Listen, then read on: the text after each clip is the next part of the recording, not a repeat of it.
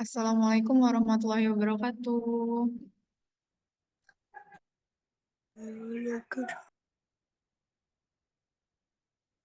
Selamat siang, Bapak Ibu.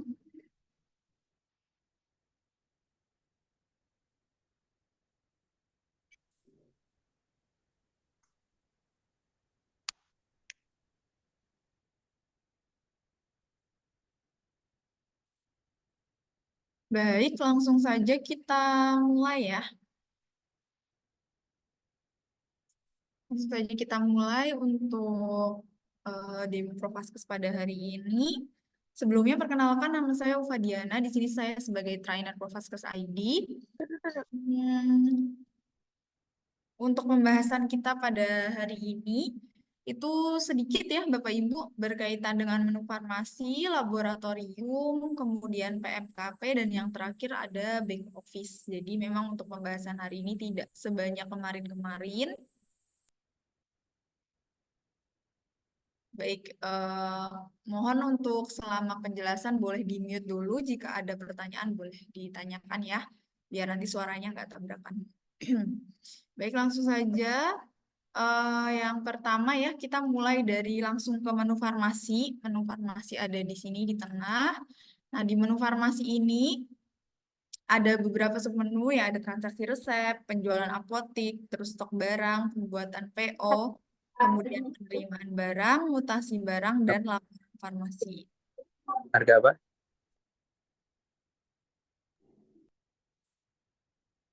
Baik, untuk yang pertama di sini ada transaksi resep.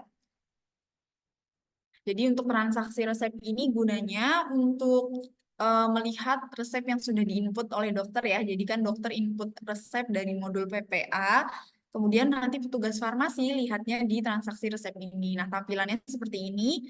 Untuk yang di bawah ini contoh resep yang sudah disiapkan ya, yang sudah diproses, kemudian sudah diserahkan kepada pasien. Nah, yang biru ini berarti resep belum diproses. Nah, untuk prosedurnya, pertama kita klik proses resep dulu. Jadi kita lakukan pengkajian resepnya. Dari resep yang diberikan oleh dokter, kita cek apakah bentuk sediaan telah sesuai, kemudian stabilitas baik, dosis sesuai, dan lain-lain.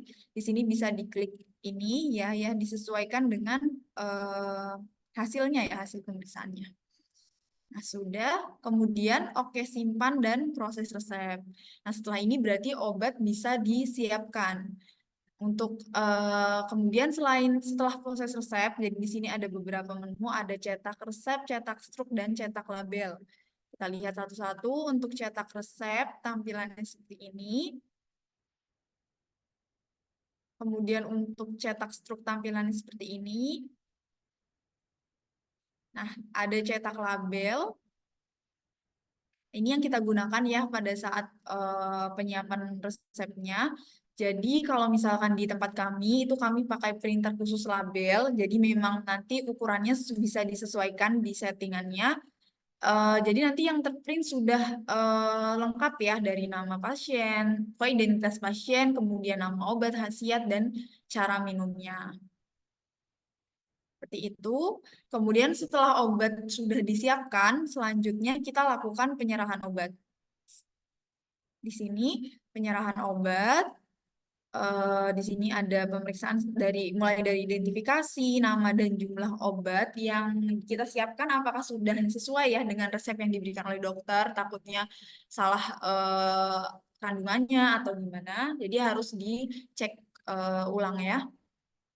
Sini jika sudah, kita oke simpan dan serahkan. Biasanya praktik di tempat kami untuk penyerahan resep ini kita pakai tablet.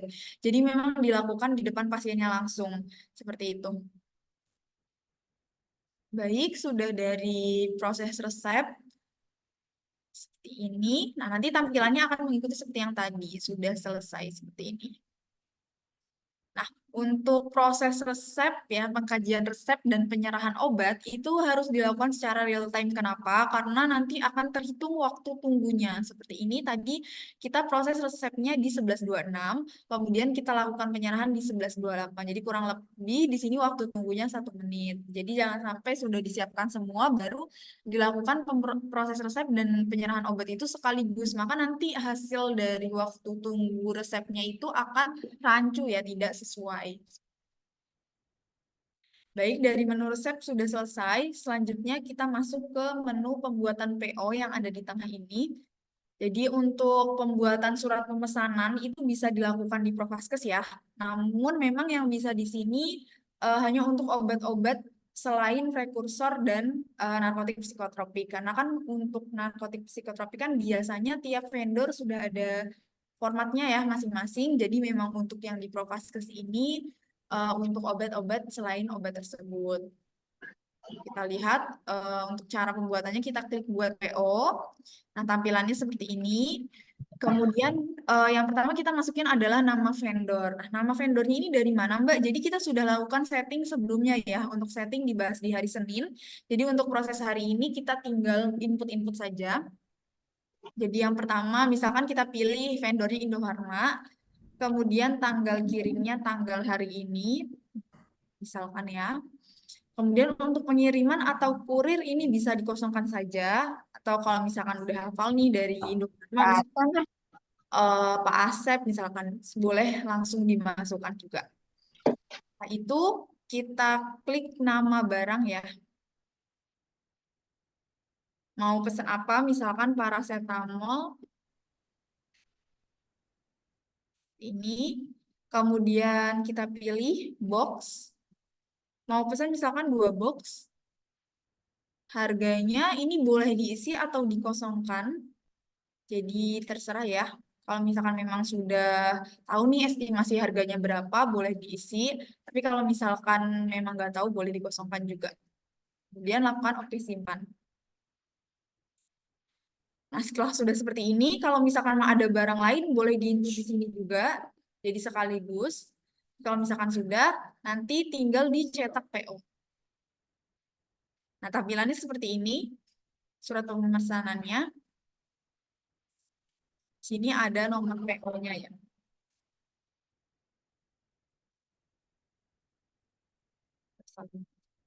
Nah, sudah dari cetak PO, kemudian kita bisa beralih ke menu lain. Nah, setelah dari pembuatan pemesanan obat, selanjutnya kita masuk ke menu penerimaan barang yang ada di sampingnya. Nah, penerimaan barang ini gunanya untuk apa? Jadi, ini kurang lebih sama seperti buku besar faktur ya. Biasanya kan kita kalau ada faktur datang, kita masukkan ke dalam, kita tulis di buku ya. Nah, itu sama. Di sini seperti itu. Jadi, penerimaan barang kurang lebih sama, karena nanti kita akan input sama persis seperti fakturnya. Selain itu juga, ini adalah pintu masuk stok baru ya. Jadi agar stoknya itu masuk ke perhitungan, itu kita harus lakukan penerimaan barang ini. Nah, untuk caranya, kita klik transaksi baru, kemudian kita klik nama vendornya, misalkan tadi ya lanjutan dari Indofarma. Nomor fakturnya misalkan 13.03.2024.01. Kode PO-nya bisa diisi yang tadi ya. Atau kalau misalkan PO-nya tidak dari sini gimana Mbak? Nggak apa-apa, dimasukin aja. Jadi di sini tidak terikat ya. Jadi bisa dimasukkan kode yang lain juga. Jadi disesuaikan aja. Kemudian, nah di sini kode gudang harus diisi. Untuk kode gudang ini menyesuaikan dengan tempatnya masing-masing ya. Jadi Bapak Ibu yang kliniknya itu memiliki lebih dari 1 gudang, jadi ada gudang utama dan apotik, berarti pilihnya untuk penerimaan barang ini gudang utama. Ingat-ingat ya Bapak Ibu, jadi dipilih gudang utama. Nah, tapi kalau misalkan kliniknya nggak pakai lebih dari 1 gudang, cuma 1 gudang aja nih, pusat di 1 gudang, berarti di sini dipilihnya yang farmasi. Seperti itu ya. Jadi di sini sering ya, ini ada yang namanya gudang klinik garis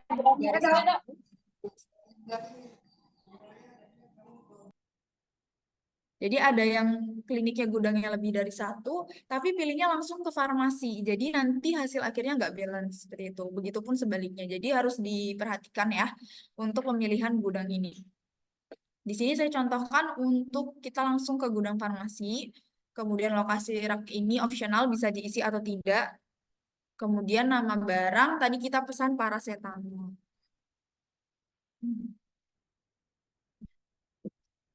Nah, untuk HNA ini disesuaikan dengan harga terbaru dari yang ada di faktur ya, Bapak Ibu.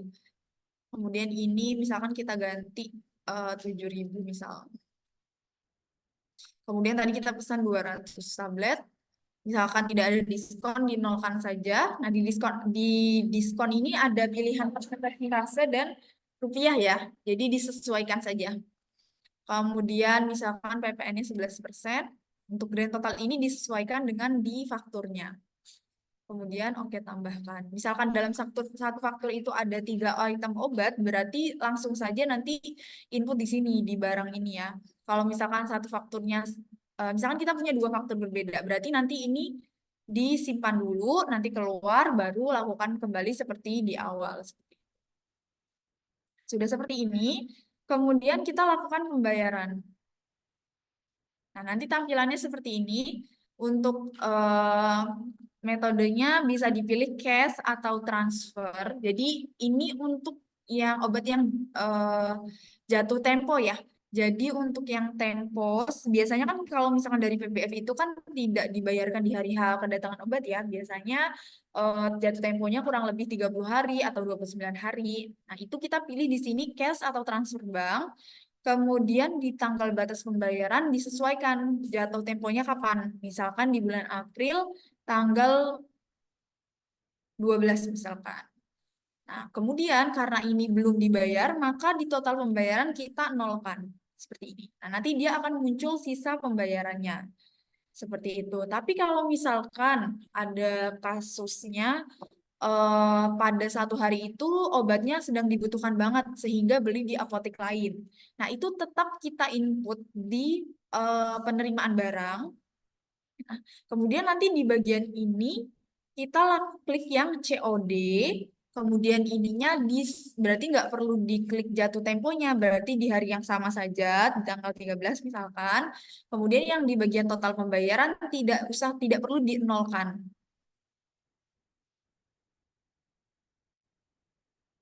Hmm.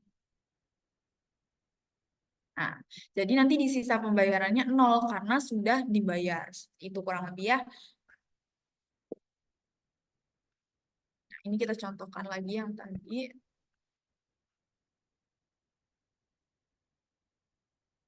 Kemudian oke simpan. Nah, sudah. Kemudian kita tutup. Nah, lihatnya dari mana kalau misalkan yang sudah kita input. Jadi, kalau tadi kita mau masukin barang itu di transaksi baru, nah yang sudah kita input nanti akan muncul di halaman bagian depan ini. Jadi, masuk ke penerimaan barang sudah terlihat nih yang sudah kita input sebelumnya. Misalkan hari ini tadi saya input dari Indofarma ya, paracetamol. Nah, seperti ini belum dibayar. Jatuh temponya pada tanggal 12 April 2024. Nah, ada lagi waktu pada tanggal 6 Maret 2024, input dari PT MBS. Nah, ini sudah dibayar. Sisa bayarnya sudah nol. Seperti itu. Baik, dari menu penerimaan barang sudah, kemudian kita lanjut ke menu mutasi barang ya, Bapak Ibu. Mutasi barang yang paling bawah ujung warna biru. Nah, untuk menu ini tidak semuanya menggunakan ya, karena untuk menu mutasi barang ini digunakan untuk klinik yang memang gudangnya lebih dari satu, jadi yang membutuhkan mutasi. Tapi kan kalau misalkan gudangnya hanya satu aja nih, terpusat di farmasi atau apotek saja, berarti kan tidak perlu lakukan mutasi kan. Makanya untuk menu ini dikhususkan untuk klinik yang memiliki gudang lebih dari satu. Nah, cara mutasinya gimana? Pertama kita klik create ini, seperti ini tampilannya. Kemudian kita pilih gudang asalnya, misalkan dari gudang utama, kemudian kita pindah ke farmasi, misalkan. Kemudian kita pilih apa barang yang mau dipindah, misalkan paracetamol 500 mg.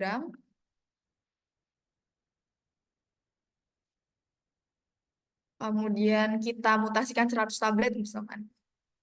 Kemudian oke tambahkan. Sudah, berarti stok paracetamol di gudang utama berkurang 100 dan stok di farmasi atau apotek bertambah 100 tablet. Jadi kurang lebih seperti itu. Nah, nanti untuk mutasi ini juga akan tetap masuk ke kartu stok. Seperti itu ya. Nanti akan saya tampilkan, nanti ada keterangan mutasi seperti itu.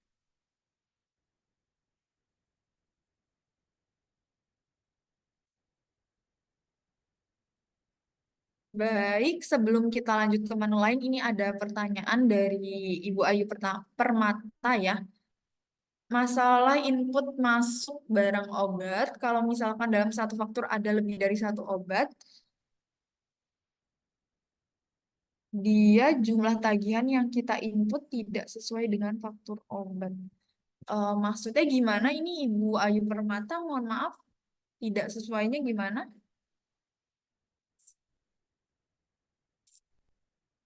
Boleh dijelaskan lagi?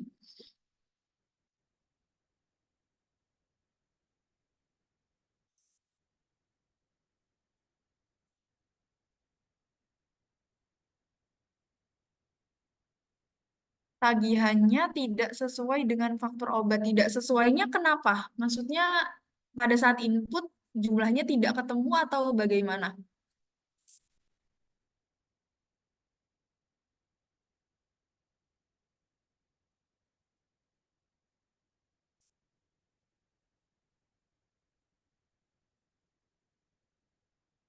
Oh, pada saat input jumlah tagihan tidak ketemu. Sejauh ini sih kita selalu ketemu ya. Mungkin akan ada perbedaan berapa rupiah kalau misalkan dari sistem kita kan nanti akhirnya akan dibulatkan ya. Tapi terkadang kan di faktur itu memang benar-benar detail per rupiahnya ya. Mungkin di situ ya. Kalau misalkan jaraknya jauh, biasanya ada kesalahan di harga per itemnya nih, di hitung-hitungannya seperti itu. Oh, beda rupiahnya. Karena ya memang biasanya untuk di sistem itu di akhir akan melakukan pembulatan. Kalau misalkan memang itu jadi masalah ya bisa bisa lapor ya ke PIC-nya, PIC PIC wilayahnya ya, atau ke technical support-nya nanti diskusikan bagaimana ya. Karena kalau kita sih sejauh ini itu tidak begitu jadi masalah karena nggak beda jauh ya, karena hanya di rupiah saja.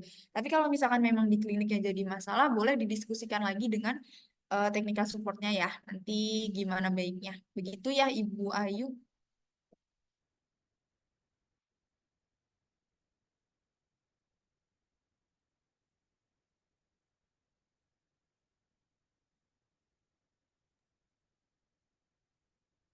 Permisi Mbak, saya boleh bertanya Mbak? Boleh, silahkan.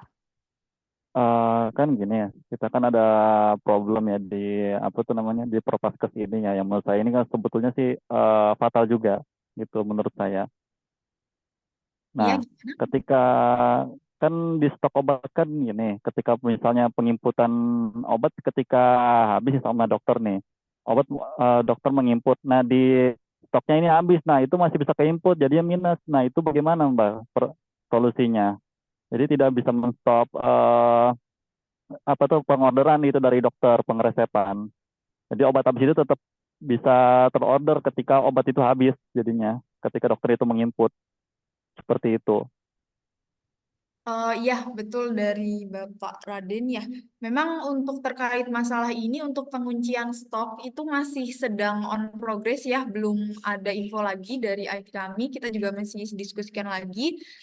Memang belum bisa untuk pengunciannya. Jadi memang masih terus bisa diinput dan nanti di stok akan minus ya, seperti itu. Ini Iya seperti itu. mungkin kedepannya akan dibuat dikunci, tapi memang masih sedang dalam proses begitu, Pak. Untuk saat ini memang belum bisa. Jadi memang harus dipantau sendiri ya untuk terkait stok itu gitu.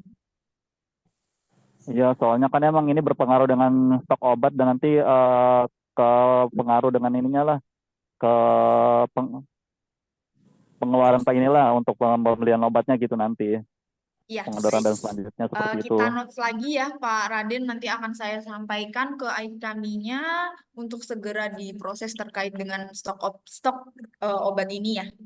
Terima kasih ya. Ya, baik, sama-sama. Baik, untuk selanjutnya ada dari klinik KPM. Jadi setelah diinput di barang masuk, tapi stoknya nggak masuk. Kenapa? Nah, di sini biasanya dari pengalaman kita ada salah pilih gudang ya, Ibu dari klinik KPM. Jadi nanti coba dicek lagi. Jadi kan gudang itu dari klinik KPM ini pakai satu atau dua, nanti disesuaikan seperti yang sudah tadi saya bilang ya, harus disesuaikan untuk pemilihan gudangnya. Biasanya nggak masuk, misalkan gini, pakainya cuma farmasi aja, tetapi pada saat penginputan barang pilih yang gudang obat sehingga di farmasi itu tidak ada obat masuk, padahal masuknya di gudang obat. Nah, makanya akhirnya tidak balance seperti itu. Seperti itu ya, nanti mohon diperiksa kembali, misalkan dari ternyata sudah betul pemilihan gudangnya, ternyata kok tidak masuk, bisa di follow up lagi ya ke PJ wilayahnya masing-masing begitu ya, nanti agar segera dicari problemnya di mana seperti itu.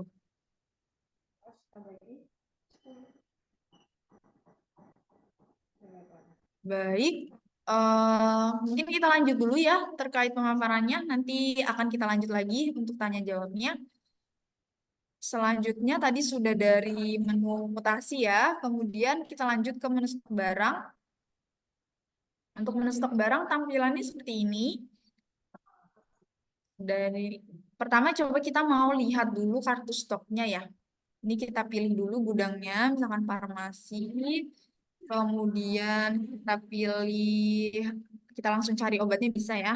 Misalkan,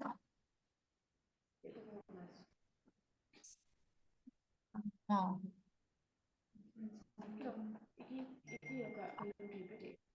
nah ini kartu stoknya.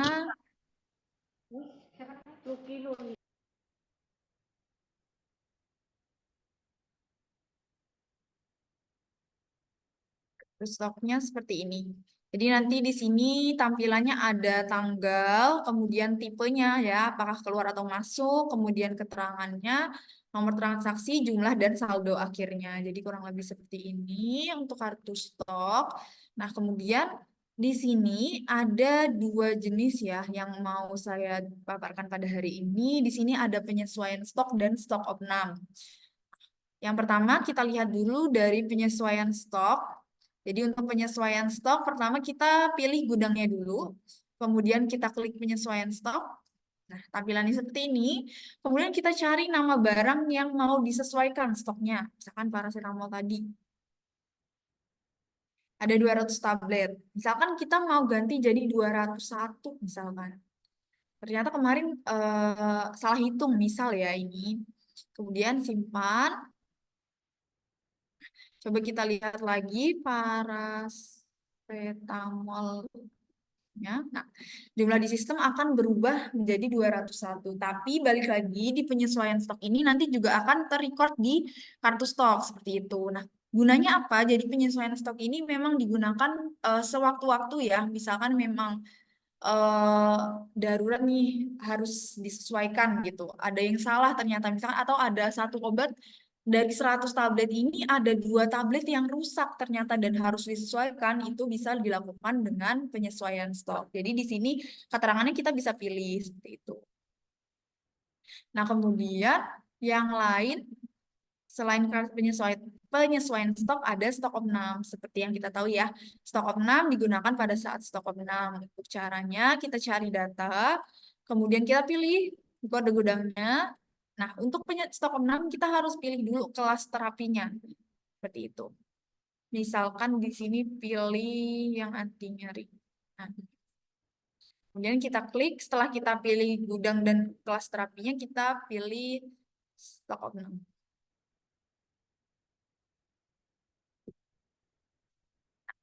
Tampilannya berbeda seperti tadi penyesuaian stok, di mana penyesuaian stok kita harus cari ininya ya, cari nama obatnya. Tapi kalau di stok opnam, Ini nama obat dalam satu golongan ini sudah muncul semuanya dan keterangannya sudah default stok of name seperti itu. Jadi misalkan dalam satu golongan misalkan antipiretik ada 200 jenis obat, maka dalam halaman ini akan muncul 200 jenis obat tersebut seperti itu. Nah, tinggal nanti untuk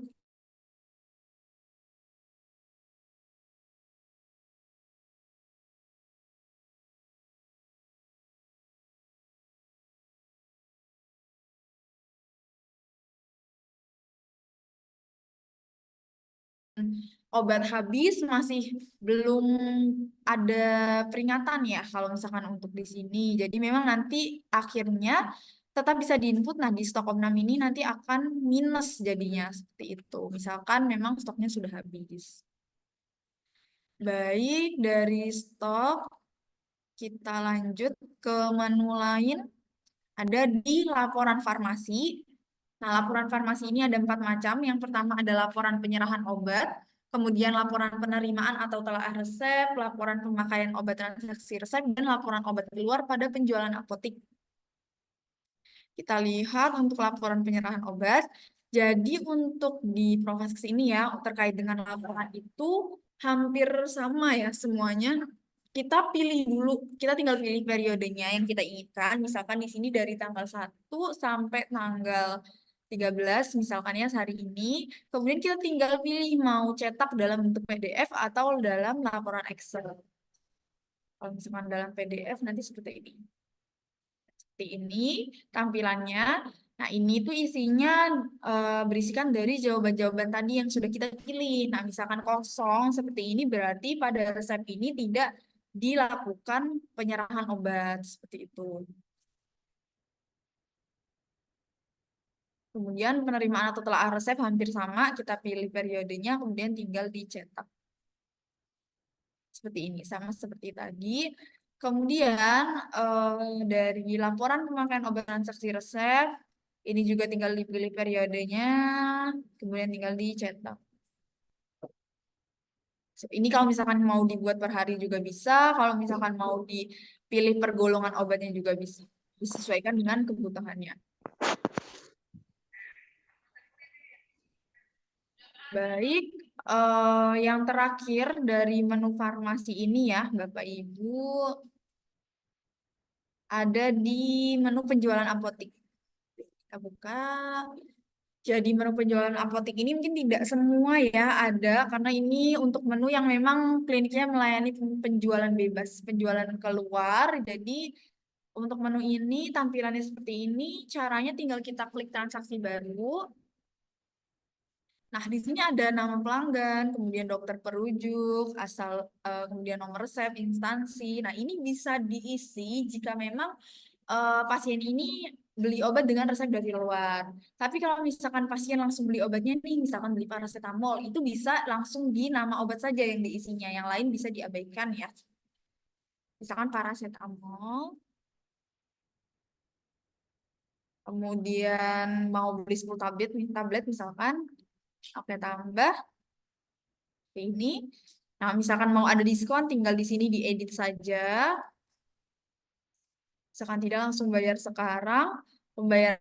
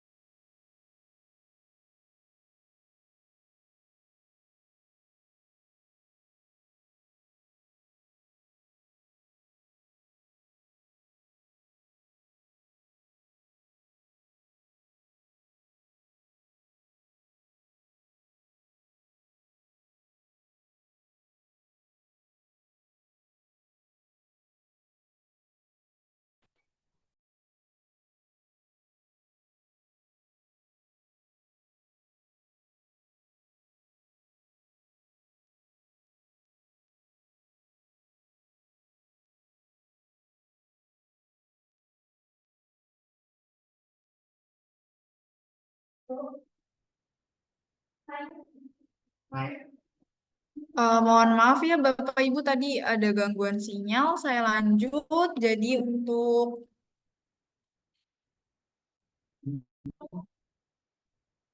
setelah kita lakukan pembayaran tadi, kita lakukan cetak struk. Tampilannya nanti seperti ini ya.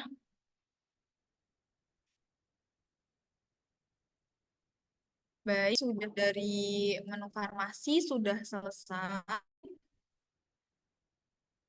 Oke. Mungkin sebelum lanjut ke menu lain, ada yang ditanyakan lagi?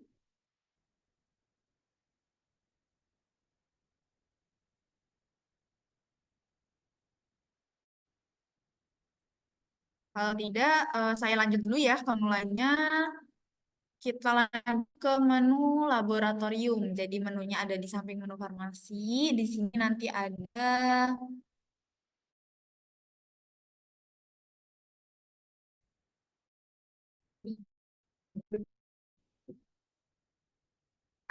lab, kemudian entry hasil lab,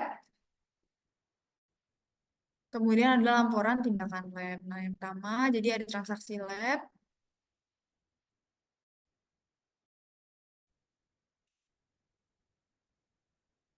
Tampilannya seperti ini. Jadi, misalkan ada pasien misalkan mau cek lab, untuk petugas labnya pertama masuk ke transaksi dulu, kemudian input sekarang, kita pilih pasiennya, kemudian input sekarang. Nah, dipilih di sini mau pemeriksaan apa. Misalkan di sini pasien mau cek kolesterol total misalnya. Kemudian simpan.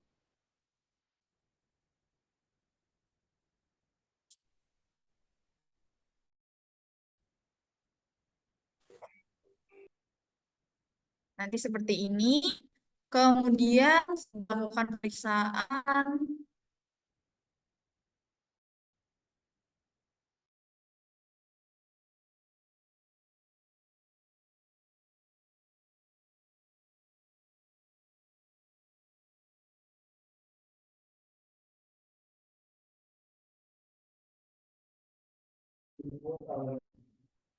Mohon maaf ya Bapak Ibu, ini sedang gangguan sinyal.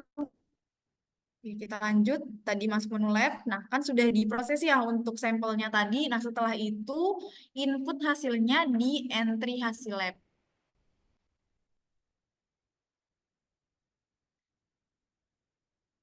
Di sini tinggal input sekarang. Misalkan hasilnya 210. Simpan. Kemudian cetak.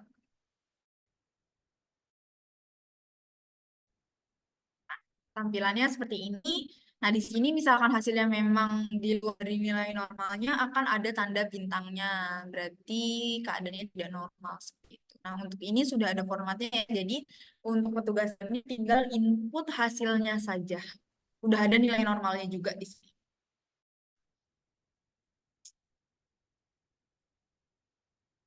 Baik, sudah dari menu laboratorium. Kemudian sebelum kita lanjut ada dari Klinik Askaira untuk master lab-nya bagaimana? Maksudnya master lab-nya itu input tindakan-tindakan apa saja seperti itu ya?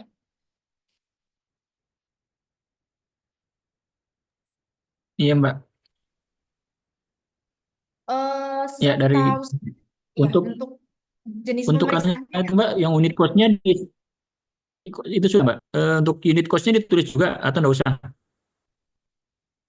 Di bagian settingnya ya Iya, di non saja tetap diisi juga ya Mbak Itra, bantuannya terkait setting unit cost ini diisi juga kan ya? saja. Kalau untuk unit cost itu dinolkan aja, Mbak. Di tarif labnya aja yang diisi. Oh iya, seperti itu Bapak di tarifnya saja yang diisi untuk unit cost-nya dikosongkan, dinolkan maaf. Yang di kan kita kalau isi ada update lab-nya itu, ada jasa petugas itu nolkan juga ya. Jasa petugas BHP itu dinolkan juga ya. Iya, benar, Pak. Jadi untuk jasa petugas itu nanti settingnya di master tarifnya aja. Kalau di master untuk tindakannya, itu itu cukup namanya aja. Selain yang lebihnya dinolkan aja biar unit cost-nya nggak terisi. Oh ya, jadi nol semua ya. Ya, Pak. Oke, kasih. Sama-sama, Pak. Baik, baik kita lanjut. Terima kasih Mbak Itra atas pemaparannya. Kita lanjut ke menu selanjutnya yaitu di menu PMKP, peningkatan mutu dan keselamatan pasien. Jadi memang di menu ini isinya laporan-laporan yang cukup banyak ya Bapak Ibu. Ada laporan waktu tunggu obat, waktu tunggu obat racik, laporan waktu tunggu pelayanan, survei kepuasan, angka kontak ya untuk klinik yang bekerja sama dengan BPJS, kemudian OHIS, terus kepatuhan kontrol pasien hipertensi, terus diabetes, RPPT, dan juga rasio rujukan. Mungkin akan saya tampilkan beberapa saja, karena memang sama ya kurang lebih untuk laporan itu tinggal kita pilih periodenya, kemudian dicetak. Misalkan ini laporan waktu tunggu obat untuk hari, misalkan dari tanggal 1, kemudian cetak PDF.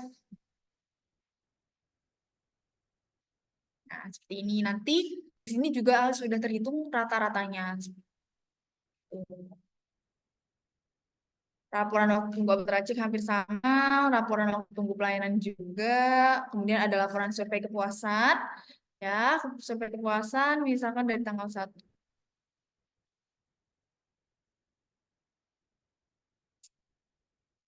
Nah, seperti ini tampilannya. Nah, nanti akan menampilkan nilainya, di mana di sini kita bisa baca, misalkan ini nilainya 77, berarti masuk ke dalam penilaian mutu pelayanan yang baik.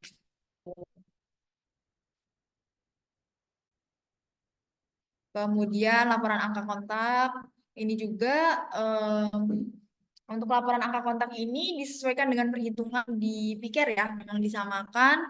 Jadi kalau misalkan di Hafiz ya biasanya keluarnya itu per 2 minggu ya hasilnya. Nah kalau di sini kita bisa cek tiap hari ini kita sudah mencatat atau belum seperti itu. Nah nanti kalau misalkan di kliniknya udah biji BPJS tapi di sininya belum bisa, ini di input dulu ya jumlah peserta BPJS di kliniknya. Kemudian ada laporan OHIS ya, Oral Hygiene Index seperti ini. Kemudian RPPTHT. Nah, seperti ini. Nah, nanti di sini diisi untuk total peserta hipertensinya ya. Jadi bukan keseluruhan peserta BPJS, tapi total peserta hipertensi yang terdaftar di klinik. Seperti itu. Nanti yang DM juga sama, dan yang terakhir ada rasio rujukan. Rasio rujukan seperti ini. Nah, nanti di sini di akhir nih akan muncul. Baik, dari MKP ya, berisikan laporan-laporan sudah. Sebelum masuk ke back office, mungkin ada yang ditanyakan dulu, atau bisa kita langsung lanjut.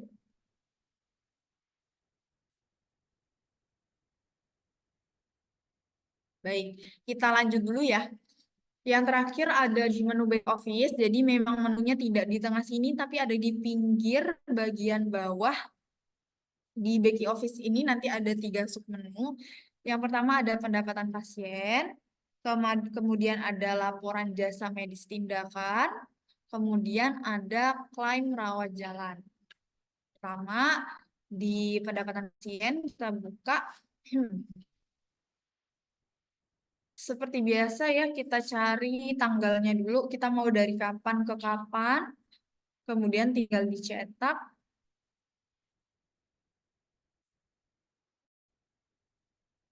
Nah, seperti ini nanti tampilannya.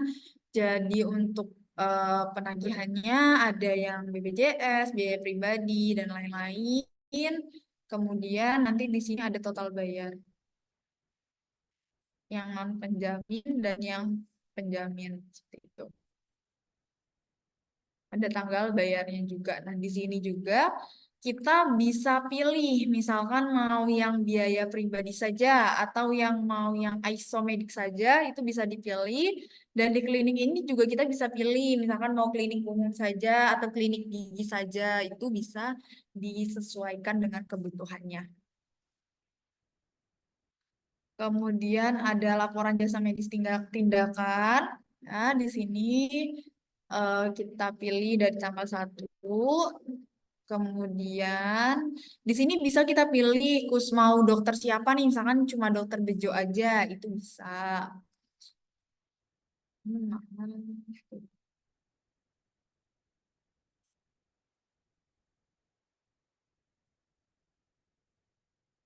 Atau misalkan mau jenis tindakannya saja, itu juga bisa. Atau mau yang kode penjamin saja juga bisa disesuaikan. Kalau misalkan mau semuanya berarti tidak perlu dipilih, langsung dicetak laporan. Seperti ini. Mhm.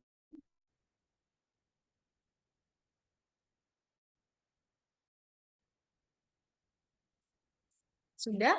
Kemudian yang terakhir ada klaim rawat jalan. Klaim rawat jalan, jadi misalkan ada asuransi yang memang membutuhkan klaim di akhir ya biasanya, itu kita bisa buat invoice-nya dari klaim rawat jalan ini. Pertama kita klik buat tagihan dulu, kemudian kode penjaminnya, ini kita mau melakukan klaim untuk asuransi apa, misalkan BPJS misalkan ya, kemudian akunnya ke sini, tanggal transaksinya dari tanggal 1 sel sampai tanggal 13. Nama penandatangannya misalkan Ufadiana sebagai penanggung jawab keuangan, kemudian oke buat klaim. Seperti ini kita bisa apakah ada yang mau diedit atau dihapus. Kalau sudah kita oke buat klaim, kemudian cetak. Seperti ini, jadi nanti sudah membentuk invoice dengan total pembayaran. Sini ini nanti nama rekeningnya ya dan tanda tangannya. Kemudian nanti akan dilampirkan juga detail dari penagihan tadi ya. Jadi ada nama pasien, kemudian diagnosa, konsultasinya berapa, tindakannya apa dan lain-lain semuanya masuk di sini seperti itu ya. Jadi tinggal dilampirkan saja. Seperti itu Bapak Ibu.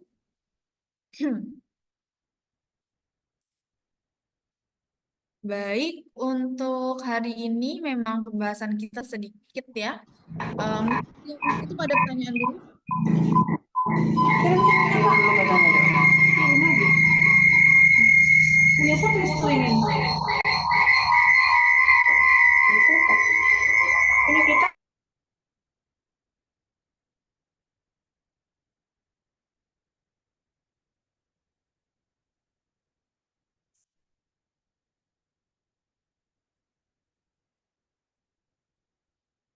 Baik, jika belum ada pertanyaan.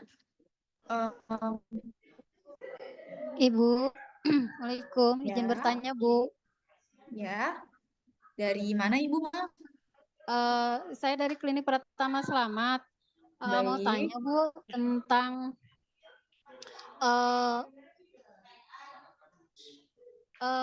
ini apa tentang apa ya? Yang pembayaran itu, Bu, kan kalau BPJS itu dinolkan ya, Bu ya, untuk tarif harga obat. Itu kan harusnya dinolkan. Nah, kan kebetulan di kita masih ada tarifnya. Berarti itu di setting awalnya ya Bu ya yang harus dirubah gitu ya Bu ya? Iya, betul Ibu. Di settingnya. Setting awalnya, kita masuknya ke mana tuh untuk obat? Masuk ke farmasi atau di mana ya? Di setting mana ya Bu ya? Untuk setting ini mungkin dari bagian technical supportnya boleh bantu atau nanti mau di ini sendiri gimana? Soalnya memang untuk saya sendiri tidak begitu paham ya Bu ya sama setting. Oh iya. Kemarin setting sama klinik ini.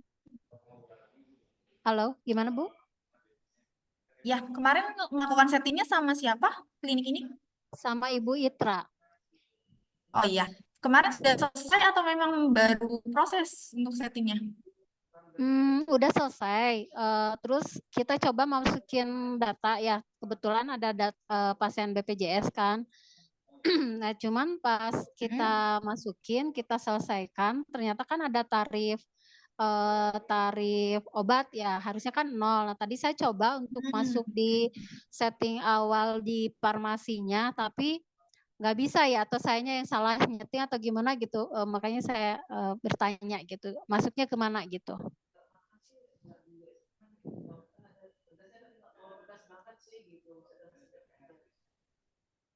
Setting awal. Oh iya Ibu, itu bisa di setting awal, itu kan di bawah tuh ada menu farmasi ya, di bawah rekam medis. Betul. Mbak Ufa minta tolong Farmasi. Mbak Ufa. Ya, di farmasi, terus klik master barang. Betul. Nah, diklik Setting setting harga tarif barang. obat. Ya, tarif obat. Nah, di situ kan ada beberapa penjamin yang memang bekerja sama dengan klinik Ibu ya. Iya. Nah, di sana itu, sebentar, master farmasi Mbak Ufa. Oh ya. Farmasi. Di bawah itu Ini ya. farmasi. Iya, master barang dan obat, terus setting harga barang yang pilihan ketiga. Nah, itu kan ada tuh kayak BPJS ya, Bu ya. Nah, Ibu bisa update price list-nya itu satu-satu atau emang sekaligus dengan cara klik setting parameter. Update price list ya, Bu ya? Bisa update price list, bisa. Kalau update price list kan itu satu-satu ya, Bu ya. Ya. Nah, kalau seandainya untuk biar semuanya aja otomatis nanti semua dengan satu klik settingan itu di setting parameter ini, Bu. Diklik setting Setting parameter, parameter ya yang sudah orange. di nol. Nah, iya, Ya, udah sudah. dinolkan. Habis itu Ibu klik lihat price list. Lihat. Nah, di sana, Lihat list ya. ya lihat di bagian BPJS itu lihat price list. Ya. Nah, terus Ibu klik hapus semua dulu. Hapus semua. Ya, Oke. nah ditunggu dulu sampai nanti selesai, udah ada notice selesai dihapus. Ini diokekan dulu ya, Bu ya? Iya, Oke. Nah, ditunggu sampai proses hapusnya selesai. Ya. Nah, kalau udah, Ibu klik update price list. Update price list. Nah, setelah itu akan ada untuk harga BPJS Bu udah 0 semuanya. Oke, berarti tapi masih, Bu. Itu udah selesai tadi apa belum untuk hapusnya? Mungkin belum ya, Bu ya? Berarti kita ulang lagi tadi seperti itu ya, Bu ya? Iya, seperti Nanti itu, Ibu. kalau misalkan nanti berarti saya tanya lagi ke Bu Itra untuk apakah masih ada atau sudah 0 gitu ya, Bu ya? Oh iya, boleh. Oke, siap. Makasih Bu Itra. Sama, Bu. Kasih Mbak Ufa. Ya, terima kasih Mbak Itra. Baik. Selanjutnya ada pertanyaan dari Ibu Viviana Eva. Jadi saat mau melakukan transaksi selalu muncul tulisan forbidden. Itu gimana? Jadi memang biasanya terjadi itu karena user yang dipakai itu tidak diberi kewenangan untuk buka menu farmasi seperti itu. Jadi nanti dilihat lagi di settingan usernya ya. Jadi memang untuk menu farmasi ini bisa dibukanya hanya user yang diberi kewenangan saja. Jadi memang nggak bisa satu user itu untuk semua kecuali memang adminnya ya. Tapi kalau misalkan admin pada saat buka farmasi tidak bisa, itu boleh di screenshotkan ya forbidden-nya seperti apa. Nanti ditanyakan kepada technical supportnya ya. Tapi sejauh ini biasanya kalau kayak gitu karena user yang digunakan memang tidak ada kewenangan untuk membuka menu farmasi. Gitu. Seperti itu, Ibu.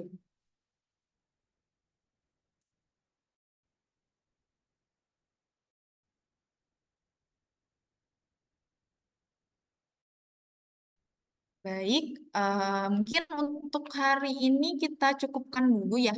Nanti kalau misalkan ada pertanyaan yang menyusul atau mungkin ada kendala, bisa diinfokan saja di grup wilayah masing-masing. Nanti kita akan bertemu lagi ya di minggu depan, rutin ya di hari Senin untuk setting, kemudian untuk di hari Selasa modul PPA, dan di hari Rabu ini berkaitan dengan menu farmasi dan lain-lain. Seperti itu. Baik, banyak kesalahannya saya mohon maaf. Saya akhiri. Wassalamualaikum warahmatullahi wabarakatuh. Waalaikumsalam Bapak warahmatullahi Ibu. wabarakatuh. Makasih Bu Ulfa. Sama-sama. Izin live ya.